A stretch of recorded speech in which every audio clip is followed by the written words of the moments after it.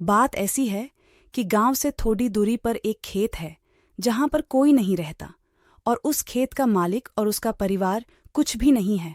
अब आप ऐसा सोचेंगे कि फिर तो लोगों ने उस खेत पर कब्जा कर लिया होगा।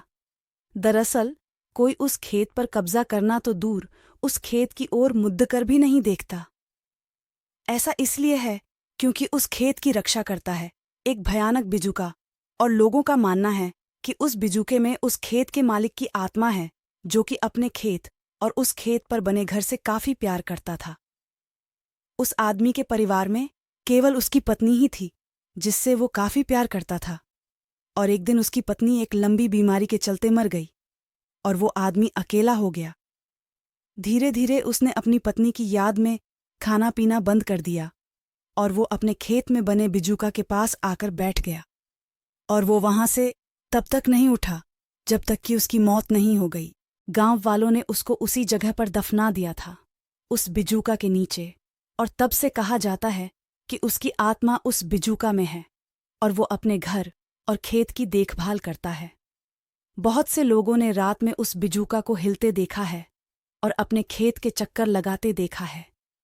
कोई भी उस खेत में जाने की हिम्मत नहीं करता, और जिसने भी गलती से उस खेत में पैर रख दिया तो वो बिजुका उसे बाहर निकाल देता है। बहुत से शराबी बहुत समय पहले उस खेत में शराब पीने गए और उस खेत में पेशाब किया और दारू पीने लगे, तो उनकी महफिल में वो बिजुका भी शामिल हो गया, और उसे देखकर सभी शराबियों का नशा उतर गया और सब उस जगह से भाग निकले। कई बार उस खेत के पास की सड़क से गुजरने पर बहुत से लोगों ने उस बिजुका को उनकी तरफ देखते हुए देखा है।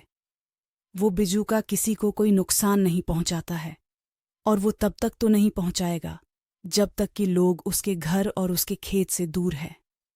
कोई भी आदमी उसके घर के अंदर नहीं गया, और जब उसकी पत्नी मरी तो किसी ने भी नहीं देखा था कि उसकी पत्नी का अंतिम संस्कार कैसे हुआ।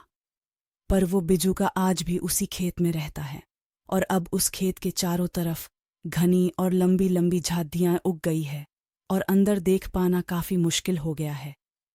उस खेत में कोई पक्षी नहीं जाता है, और वो